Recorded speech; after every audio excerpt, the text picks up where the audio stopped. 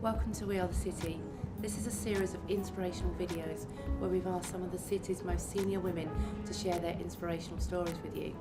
We hope by watching these clips you will feel motivated enough to go on and live your own career dreams.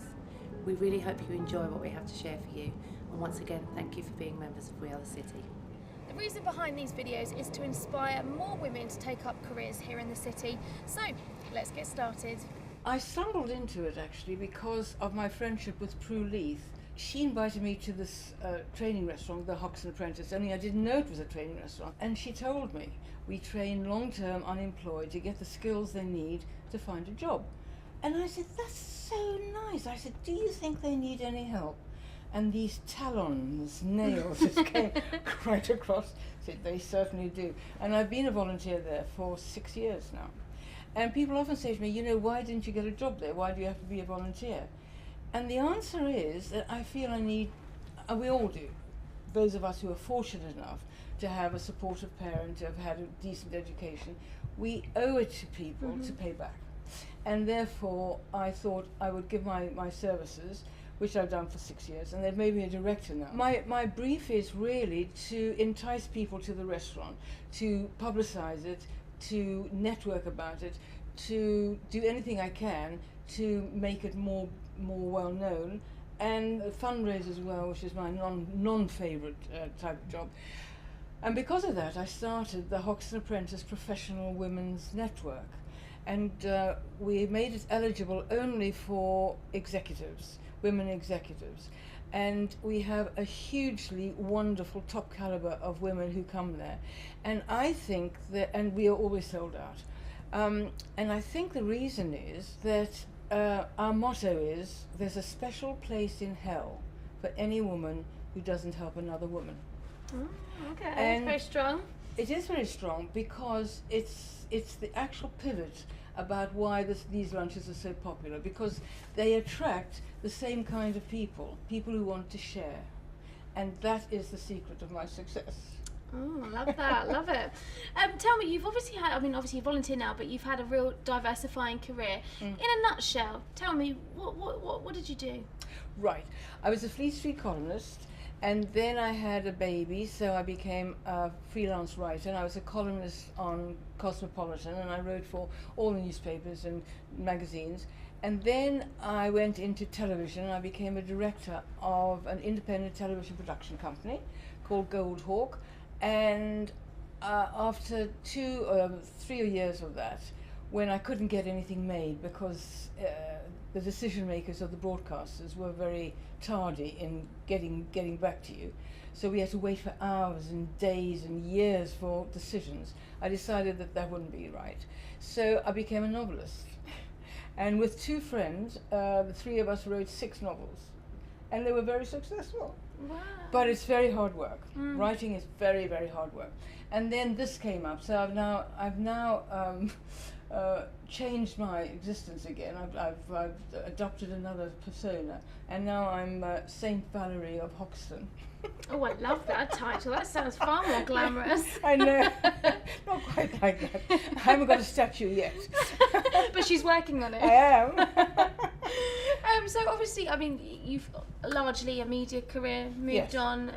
Networking must have been absolutely fundamental to what you did. Yes. To be honest with you, I have met the most wonderful people, not only women, but the most wonderful people through this. They always say, you know, volunteer and you get your reward. Well, my reward, I wouldn't be here, frankly, if it wasn't for the networking. I'm plugged into every single women's network you could know, and a few others as well. And the reason is that women have got this skill, and I think it is a skill. We are hardwired to help. We are hardwired, and I know there are women who are not the ones I'm describing. My motto is, the harder you bounce the ball against the wall, the harder it bounces back.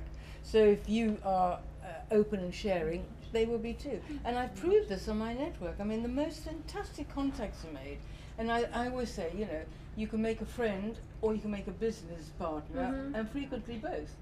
So networking is absolutely the kernel of everything I do. Advice. What advice would you give to We Are the City members other than what you've just said? I think really like people.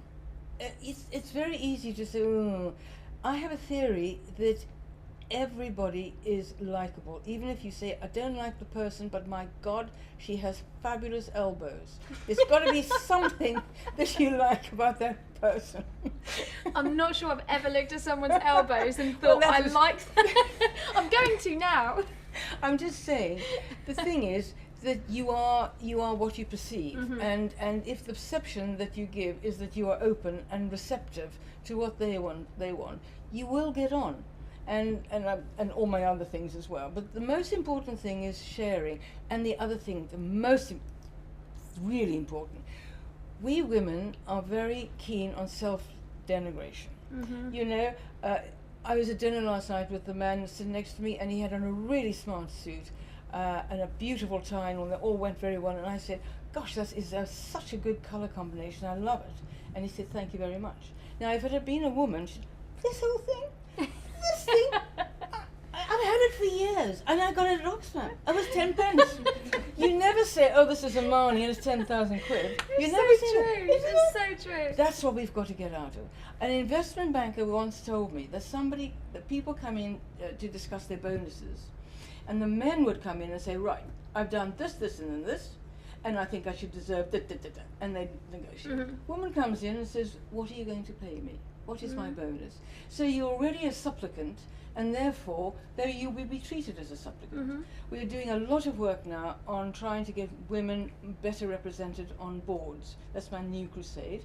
And I've joined up with Coutts Bank and the British Association of Women Entrepreneurs, another networking group, because we're going to go full tilt. And the speaker at my next lunch, for instance, is a woman who worked on the Davis report, which said that a third of all boards should be women. Now, we're not keen on quota systems, for instance. Yeah. We are keen on headhunters being asked to produce at least 2 women on the shortlist, and then take your chances. If if you don't make it, you don't make it. But at least you've got a chance, which we don't have at the moment. So there you are. I've given you all my secrets. Val, inspirational woman, no doubt. Amazing. It's been an honour. Thank you very much.